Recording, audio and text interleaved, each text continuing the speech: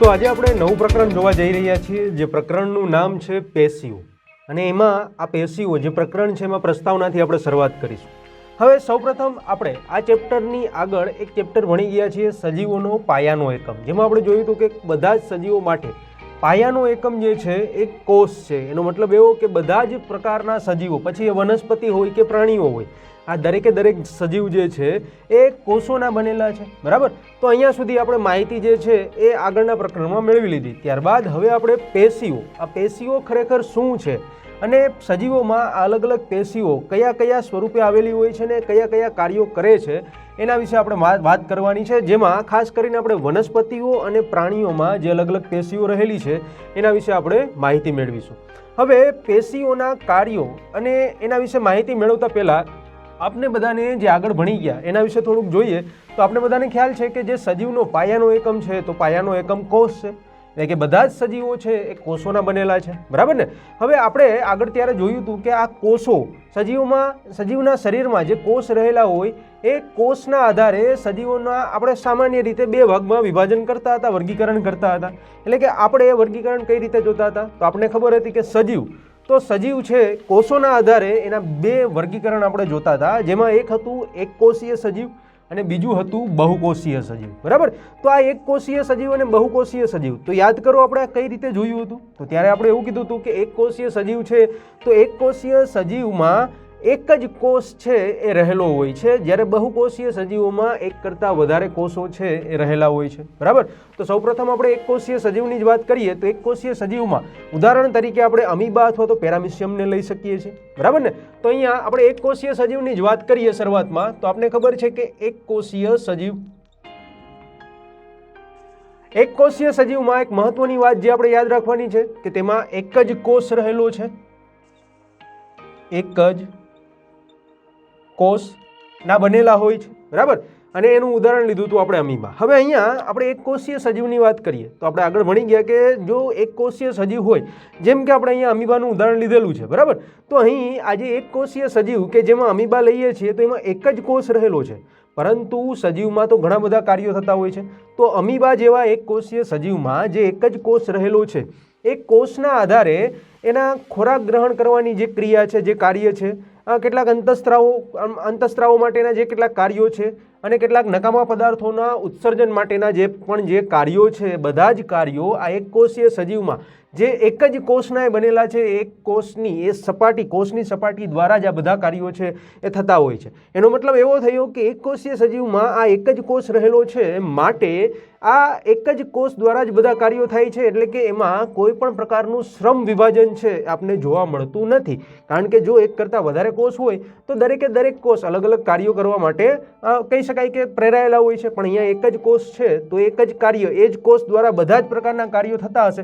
એટલે કે અમીબામાં આપણે વાત કરીએ એટલે ખોરાક ગ્રહણ કરવો, એનું પાચન કરવું, શ્વસનની ક્રિયા છે, ઉત્સર્જનની ક્રિયા છે, તો દરેકે દરેક ક્રિયા આ એક જ કોષનો જે બનેલો છે એ કોષની સપાટી દ્વારા જ, કોષ દ્વારા જ આ ક્રિયાઓ થતી હોય છે. એટલે કે એમાં કોઈ પણ પ્રકારનું શ્રમ વિભાજન છે એ આપણને જોવા મળતું નથી. બરાબર, હવે આગળ વાત કરીએ તો આપણે અહીંયા તફાવતમાં જોયું કે એક કોષીય સજીવ, ત્યારબાદ બહુકોષીય સજીવ. બહુકોષીય સજીવ, તો બહુકોષીય સજીવ એટલે તેમાં કહી શકાય કે એક કરતાં વધારે કોષો રહેલા હોય એવા સજીવને આપણે બહુકોષીય સજીવ કહીએ છીએ. અને એના ઉદાહરણ સ્વરૂપે આપણે એક તો મનુષ્યોને પણ લઈ શકીએ છીએ, સાથે સાથે કેટલાક પ્રાણીઓ પણ લઈ શકીએ છીએ. બરાબર, વનસ્પતિઓ પણ જે છે એ ઘણા બધા કોષો ધરાવતા હોય તો એને પણ બહુકોષીયમાં આપણે લઈ શકીએ છીએ. તો આપણે વાત હવે કરવાની છે બહુકોષીય સજીવની, એટલે કે આપણે બહુ એટલે કે એક કરતાં વધારે અને કોષીય એટલે કે કોષો ધરાવતા હોય, તો અહીંયા આપણે કહી શકીએ કે બહુકોષીય સજીવ એટલે કે એક કરતાં વધારે કોષો જે સજીવો ધરાવતા હોય તેને આપણે બહુકોષીય સજીવ કહીએ છીએ. બરાબર, જેમ કે મનુષ્ય. હવે અહીંયા આપણે જોઈએ તો આ બહુકોષીય સજીવમાં એક કરતાં વધારે કોષો રહેલા છે, એટલે કે અહીંયા જે કોષો એક કરતાં વધારે છે એટલે દરેકે દરેક કોષ પોતાનું અલગ અલગ કાર્ય કરતા હોય, અથવા તો એવું કહી શકાય કે અમુક કોષોનો સમૂહ જે છે એક ચોક્કસ કાર્ય કરતું હોય, બીજા કોષોનો સમૂહ છે બીજું હોય ચોક્કસ કાર્ય કરતું હોય. એટલે કે કોષોમાં શ્રમ વિભાજનની જે ક્રિયા છે એ આપણને જોવા મળે છે. એટલે કે કોષો દ્વારા અલગ અલગ કાર્યો જે બહુકોષીય સજીવમાં, અથવા તો આપણે મનુષ્યની જ વાત કરીએ તો મનુષ્યમાં જે અલગ અલગ કાર્યો એટલે કે ખોરાક ગ્રહણ કરવાનું કાર્ય, તેના પાચનનું કાર્ય, શ્વસનનું કાર્ય, બરાબર, ત્યારબાદ ઉત્સર્જનનું જે કાર્ય છે, તો આ દરેક કાર્ય એમાં રહેલા જે અલગ અલગ કોષો છે, કોષો દ્વારા અથવા તો કોષોના સમૂહ દ્વારા આપણે થતું જોવા મળે છે.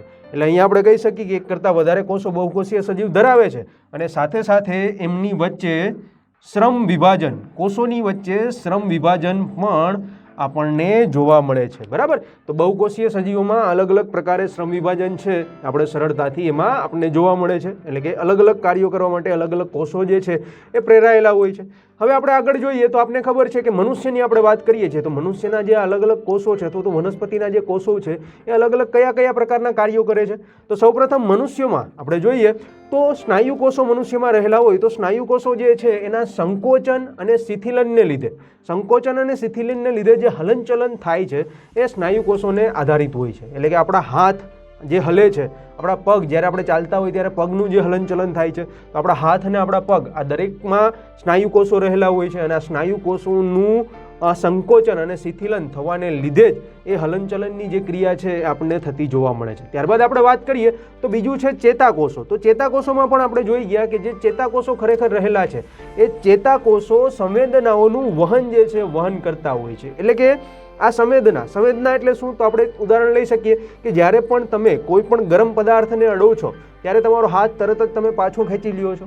એટલે કે તમારી ચામડી છે એ સંવેદના ગ્રાહી અંગ છે કે જે ગરમ સંવેદના છે એને સ્પર્શ કરવાથી એ સંવેદનાને ગ્રહણ કરે છે. ત્યારબાદ એ ગ્રહણ કર્યા બાદ આપણે હાથ પાછો ખેંચીએ છીએ તો એના માટે પણ કેટલાક કાર્યો જવાબદાર છે. કે સંવેદના ગ્રહણ કરશે, એ સંવેદના વીજ આવેગના સ્વરૂપમાં તમારા હાથની ચામડી સાથે જોડાયેલા કેટલાક કોષો જેને ચેતાકોષો કહેવાય એ ચેતાકોષો મારફતે સંવેદનાનું વહન થશે કરોડરજ્જુ અને મગજ સુધી. અને મગજમાં એ ક્રિયા જે કરીએ છીએ એ ક્રિયાનું પૃથ્થકરણ થઈને તમારે તમારો હાથ પાછો ખેંચવાનો છે એ સંદેશો મગજ પાછો મોકલાવે છે અને તમારા સ્નાયુઓ એ પ્રમાણે કાર્ય કરે છે. એટલે કે આપણો હાથ ગરમ પદાર્થને અડે એટલે આપણે તરત જ એને પાછો ખેંચી લઈએ છીએ. બરાબર, એટલે કે ચેતાકોષો જે રહેલા છે એ ચેતાકોષો સંદેશાઓનું વહન કરે છે. ત્યારબાદ આપણે વાત કરીએ તો બીજું છે રુધિરના પ્રવાહ. કે રુધિરમાં પણ ઘણા બધા કોષો રહેલા હોય તો આ રુધિરના પ્રવાહ દ્વારા આપણે ઓક્સિજન છે તો શરીરમાં ઓક્સિજનનું વહન રુધિરના પ્રવાહ દ્વારા જ કરાવીએ છીએ. ત્યારબાદ આપણે વાત કરીએ તો કેટલાક ખોરાકનું કહી શકાય કે એનું પાચન થઈને જે પ્રોટીન, વિટામિન્સ, ચરબી જે બધું હોય એનું પણ આપણે કહી શકીએ કે જે વહન છે એ પણ રુધિર દ્વારા થતું હોય છે.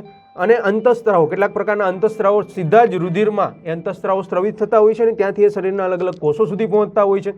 અને ઉત્સર્જનનું કાર્ય એટલે કે નકામા દ્રવ્યો છે એનું પણ વહન જે છે રુધિર દ્વારા થાય છે. એટલે કે અહીંયા જે રુધિરના જે કોષો છે, રુધિર જે છે એ પણ મનુષ્યમાં અલગ અલગ પ્રકારના કાર્યો કરવા માટે પ્રેરાયેલ હોય છે. ત્યારબાદ આપણે વાત કરીએ તો વનસ્પતિઓમાં વાહક પેશીઓ આવેલી હોય છે ને આ વાહક પેશીઓ દ્વારા ખોરાકનું અને પાણીનું જે વહન છે એ વહન આપણને થતું જોવા મળે છે. તો આ રીતે આ બહુકોષીય સજીવોમાં જે અલગ અલગ કોષો આવેલા છે એ દરેક કોષ પોતાનું એક ચોક્કસ કાર્ય કરવા માટે પ્રેરાયેલા હોય છે અને અલગ અલગ જે એના કાર્યો છે એ કરતા હોય છે. બરાબર, તો અહીંયા આપણે આ કોષોથી, કારણ કે આપણે એવું કીધું કે કોષો બહુકોષીય અને એક કોષીયનો તફાવત તો આપણે ખ્યાલ આવી ગયો. એટલે કે આ બહુકોષીયમાં શ્રમ વિભાજન જોવા મળે છે, એક કોષીય છે એ પોતાનું કાર્ય કોષ દ્વારા થતું આવે છે. બરાબર, તો એ વસ્તુ આપણે જોઈ. અને મનુષ્યોમાં અલગ અલગ કોષો દ્વારા કયા પ્રકારના અલગ અલગ કાર્યો થાય છે એના વિશે પણ આપણે માહિતી મેળવી. હવે આપણે એ જોવાનું છે કે આપણે આગળ પણ ભણી ગયા કે આ એક કોષ અથવા તો કોષ એ ચોક્કસ કાર્ય તો કરતું જ હોય છે પણ ઘણી જગ્યાએ કોષોનો સમૂહ પણ હોય છે. બરાબર, તો જેને આપણે પેશીઓ તરીકે ઓળખીએ છીએ. તો આ એક કોષ રહેલો હોય તો એ કોષ તરીકે આપણે ઓળખીએ છીએ. એનો જો સમૂહ એટલે કે એક કરતાં વધારે કોષો ભેગા થાય તો એને આપણે કયા નામથી ઓળખીએ છીએ? અને એવા એક કરતાં વધારે કોષો હજુ વધારે ભેગા થાય તો શું બને છે? બરાબર, તો એની પણ આપણે આકૃતિ દ્વારા માહિતી મેળવીએ. તો હવે આ જે કોષો જે અલગ અલગ કાર્યો કરવા માટે રહેલા હોય છે, બરાબર, તો જે કોષો છે એ કોષો એક કરતાં વધારે કોષો અથવા તો કહી શકાય કે એક ચોક્કસ એક વિશિષ્ટ કાર્ય કરવા માટે જે કોષ રહેલા હોય એવા સરખા કોષો કે જે એક જ કાર્ય કરવા માટે જે અલગ અલગ ઘણા બધા કોષો રહેલા હોય એ કોષો ભેગા થઈને પેશીઓ બનાવે છે. બરાબર, એટલે કે કોષોના સમૂહને આપણે પેશીઓ તરીકે ઓળખીએ છીએ. અને ત્યારબાદ આપણે વાત કરીએ તો આવી જે પેશીઓ છે તો પેશીઓના સમૂહ એટલે કે અલગ અલગ પેશીઓ ભેગી થઈને મનુષ્યનું કોઈ પણ અંગ જે છે એ અંગ બનાવે છે. અને આવા અલગ અલગ અંગો ભેગા થઈને મનુષ્યનું જે શરીર છે શરીરની રચના આપણે થતી જોવા મળે છે. એટલે કે મૂળભૂત પાયાનો એકમ તો કોષ જ છે પણ આપણે કીધું કે બહુકોષીય સજીવ છે તો એક કોષ, કોઈ જો વિશિષ્ટ કોષ આપણે લીધેલો હોય તો એક કોષ હોય તો એ ચોક્કસ કાર્ય કરતું હોય છે, પણ અમુક કાર્યો એવા હોય કે જેમાં એ કાર્ય કરવા માટે એક કરતાં વધારે કોષોની જરૂરિયાત હોય છે, અને આવા એક કરતાં વધારે કોષો સમૂહમાં ભેગા થઈને પેશી બનાવે છે, અને પેશીઓ એક કરતાં વધારે પેશીઓ ભેગી થઈને અંગ બનાવે છે, અને અલગ અલગ અંગો ભેગા થઈને મનુષ્યનું શરીર જે છે એ આપણને બનાવે છે, બરાબર। તો હવે આના આધારે આપણે જો પેશીઓની વ્યાખ્યા કરવી હોય તો કઈ રીતે કરી શકાય? તો આપણે કહી શકીએ કે સામાન્ય રીતે શરીરનો પાયાનો એકમ એ કોષ છે, બરાબર। તો કોષોનો સમૂહ, જેને આપણે કહી શકાય કે નોર્મલ ભાષામાં, સામાન્ય ભાષામાં આપણે એને પેશીઓ કહીએ છીએ, કોષોના સમૂહને પેશી કહેવાય, પણ જો પેશીની આપણે ચોક્કસ વ્યાખ્યા આપવી હોય તો કઈ રીતે આપી શકાય? તો આપણે કહી શકીએ કે કોષોનો સમૂહ જે છે કે જે સંરચનાકીય સમાનતા ધરાવે છે, એટલે કે સમાન સંરચના ધરાવતા કોષોનો સમૂહ તેમજ કોઈ એક કાર્ય એક જ સાથે એકઠા થઈને પૂર્ણ કરે છે। સમાન સંરચના ધરાવતા કોષો, એક કરતાં વધારે કોષો કે જે સમાન સંરચના ધરાવે છે અને એક જ કાર્ય, કોઈ એક ચોક્કસ કાર્ય હોય તો આવા કોષો એક સાથે ભેગા થઈને આ કાર્ય પૂર્ણ કરે છે। તો આવા કોષો જે છે કે જેની સંરચના પણ સમાન છે ને એક જ કાર્ય કરવા માટે એકઠા થાય છે, તો આવા કોષોનો જે સમૂહ છે, આવા કોષો એકબીજા સાથે ગોઠવાઈને પેશીનું સ્વરૂપ ધારણ કરે છે। એટલે તો આપણે કીધું કે આવા એક કરતાં વધારે કોષો ભેગા થઈને જે પેશી છે, પેશીનું સ્વરૂપ ધારણ કરી શકે છે, બરાબર। હવે જો મનુષ્યની આપણે વાત કરીએ તો આવી અલગ અલગ કઈ કઈ પેશીઓ રહેલી છે, તો આપણે કહી શકીએ કે મનુષ્યના શરીરમાં ઉદાહરણમાં રુધિર પેશી છે, અન્વાહક પેશીઓ રહેલી છે, સ્નાયુ પેશી રહેલી છે, બરાબર। તો આવી તો ઘણી બધી પેશીઓ જે છે એના ઉદાહરણમાં, મનુષ્યના શરીરમાં રહેલી પેશીઓના ઉદાહરણમાં આપણે લઈ શકીએ છીએ, બરાબર। અહીંયા એક વસ્તુ ચોક્કસ યાદ રાખવાની કે પેશીની વ્યાખ્યા શું? તો પેશીની સામાન્ય વ્યાખ્યા આપણે એવું જ કહીએ છીએ કે કોષોનો સમૂહ એટલે પેશી, પણ જો એને તમારે બહુ વ્યવસ્થિત રીતે એને વ્યાખ્યાયિત કરવું હોય તો કઈ રીતે કરી શકાય? તો આપણે કહી શકીએ કે કોષોનો સમૂહ તો છે, પણ કેવા કોષો? તો કે જે સંરચનાકીય સમાનતા ધરાવતા હોય, એટલે કે એની રચના, એની સંરચના છે સમાન હોય, અને આવા કોષો કે જે એક જ કાર્ય કરવા માટે એકબીજા સાથે એકઠા થતા હોય ને એકબીજા સાથે રહીને એ કાર્ય પૂર્ણ કરતા હોય, તો આવા કોષોનો જે સમૂહ છે એને આપણે પેશી તરીકે ઓળખીએ છીએ, જે પેશીની એક ચોક્કસ વ્યાખ્યા આપણે કહી શકીએ છીએ।